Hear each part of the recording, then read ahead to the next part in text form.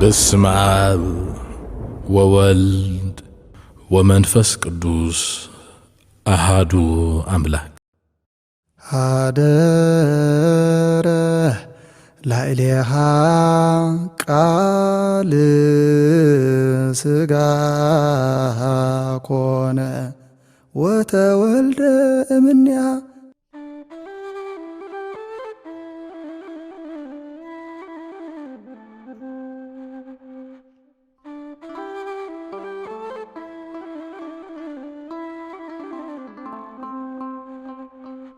ሰላምና እግዚአብሔር ምስኩላትና ይኹን። ዝኸበርኩም ተኸታተልቲ መደብ ልሳን ተዋህዶ ቤተክርስቲያን ኤርትራ እዋናዊ ሓበሬታን ሰሙናዊ ንጥፈታት ቅድስት ቤተክርስቲያን ሒዙልኩም ዝቐርብ ናይ አውደ ዜና መርሃ ግብርና እንሆ። ሰናይ ምክታል።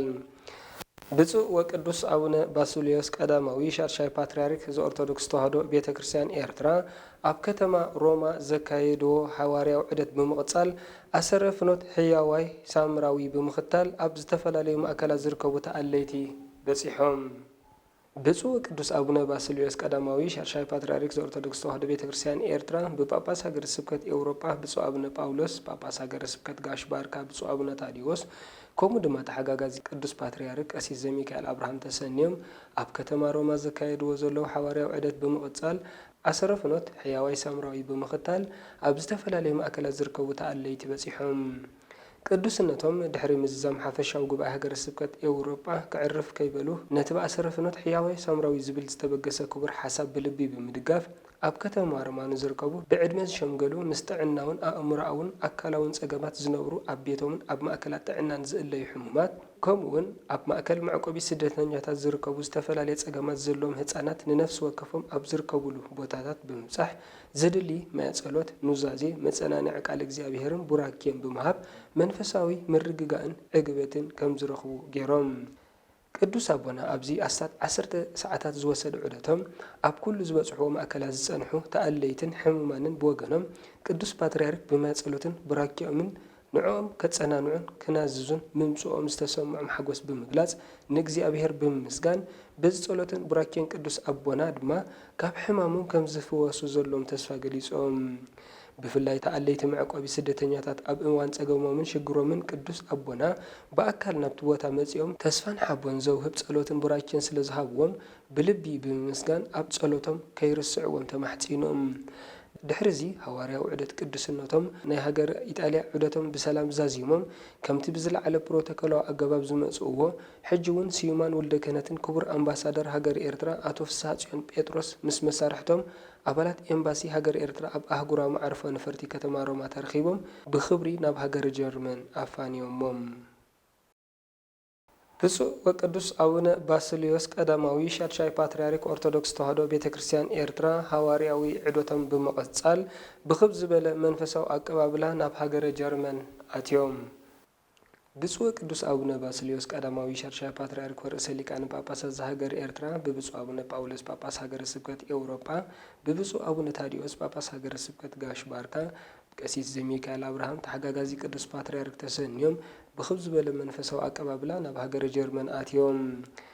ቅዱስነቶም ኣብ ሃገራዊ መዕርፎ ነፈርቲ ሙኒክ ኣብ ዝበፅሕሉ ክቡር ኣምባሳደር ኣቶ ዮሃንስ ወልዱ ምስ መሳርሕቶም ኣባላት ኤምባሲ ሃገረ ኤርትራ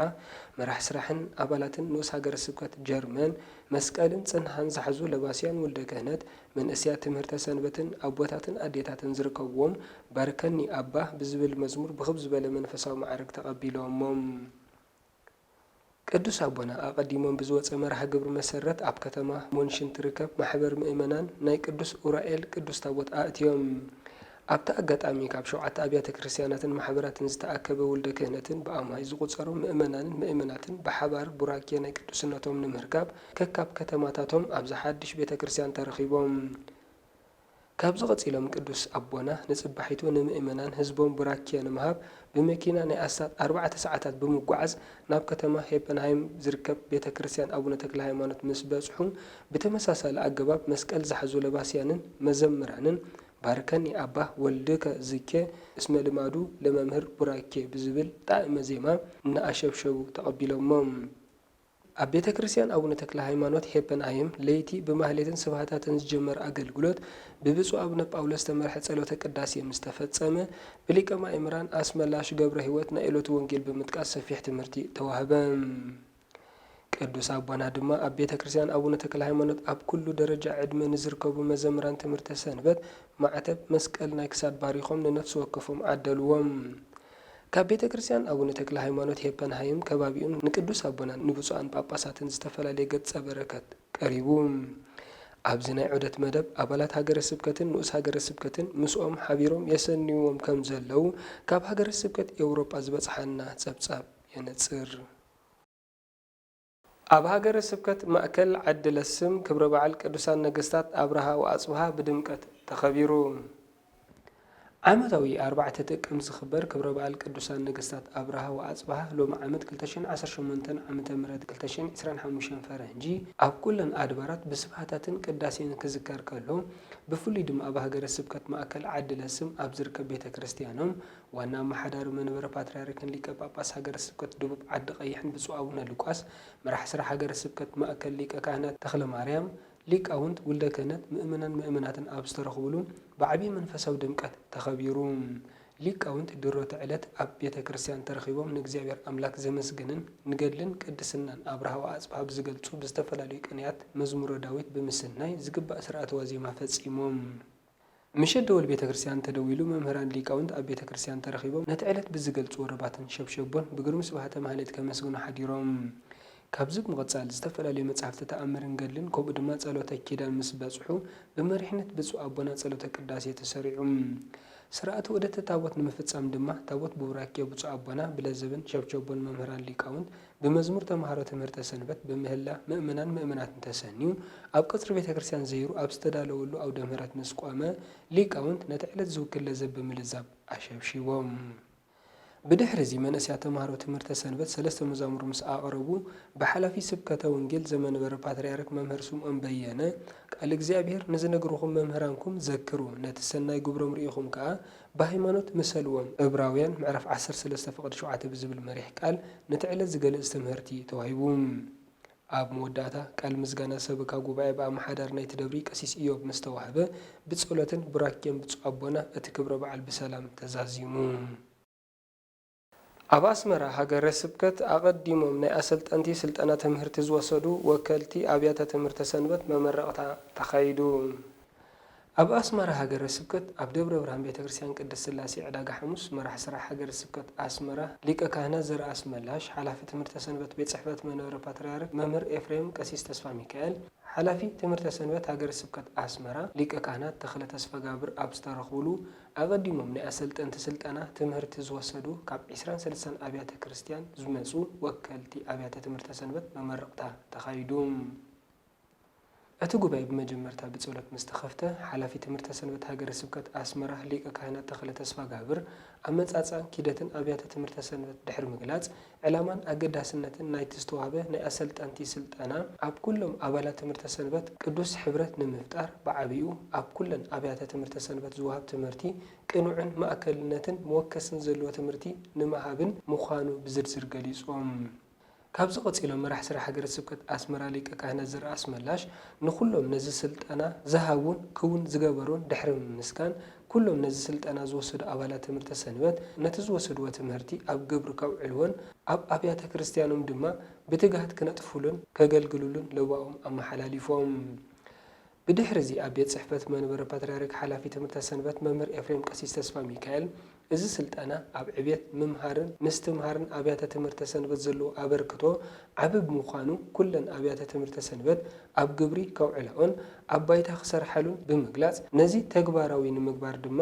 ብቤት ጽሕፈት ክትትልን ግምገማን ክግበር ምዃኑን ሓቢሮም።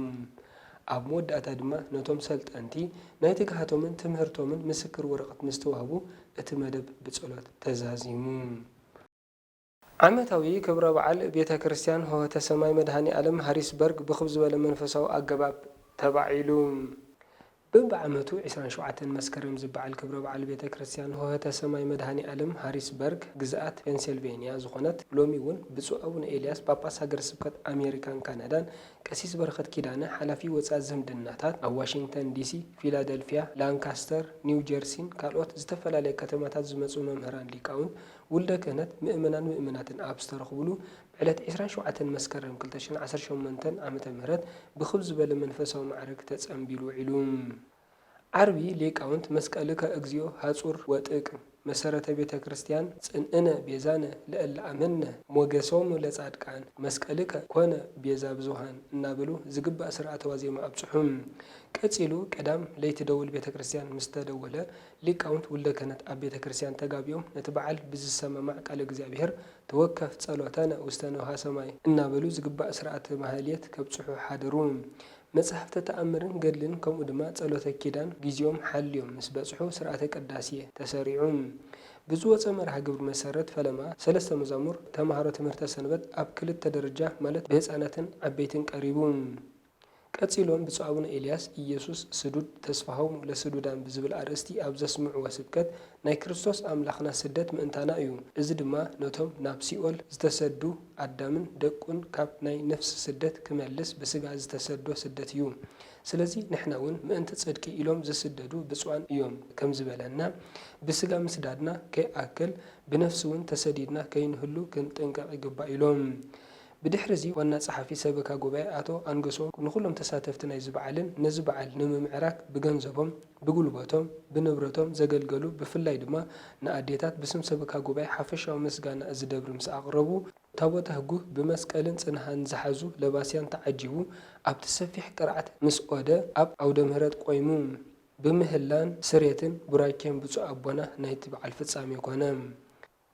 ሆህተ ሰማይ መድኃኔ ዓለም ቤተ ክርስቲያን ብቁጽሪ ኣዝዮም ውሕዳት ምእመናን ዘለዎ ምሕድግ ዝበለ ከተማ ኮይኑ ብጻዕርን ትግሃትን ምእመናን ድሕሪ 8 ዓመታት ካብ ጊዜያዊ ቦታ ብደረጁን ስፍሓቱን ምስተን ዓበይቲ ኣብያተ ክርስቲያናትና ዝስራዕ ቤተ ክርስቲያን ብምዕዳግን ዘገልግሎም ካህን ብምምዳብን ግቡእ ኣገልግሎት ካብ ዝረኽቡ እዚ በዓል ንሳልሳይ ጊዜ ኣብዚ ሓድሽ ቤተ ክርስቲያን ይበዓል ከም ዘሎ ይፍለጥ